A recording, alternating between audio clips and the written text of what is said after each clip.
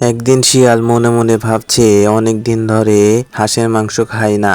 তাই সে তার বন্ধু লাল পাখিকে ডাকছে জোরে জোরে, বন্ধু তুমি কোথায়, তাড়াতাড়ি এসো। তখন লাল পাখি তার সামনে এসে বলে, বন্ধু কি দরকার, কি কারণে তুমি আমাকে ডেকেছো?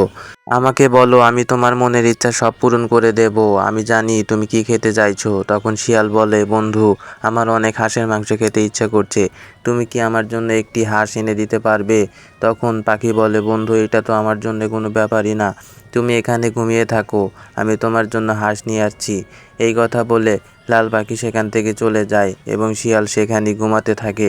এবং একটু পরে লাল পাখিটি একটি বোকা হাঁসের কাছে এসে বলে, বন্ধু চলো যাই, ওইদিকে অনেক খাবার আছে, তোমার জন্য অনেক খাবার রেখেছি, তুমি যদি খেতে চাও তাহলে আমার সাথে সাথে চলো। এই কথা শুনে বোকা হাঁস রাজি হয়ে যায় এবং লাল পাখির সাথে সাথে সে চলে যায়।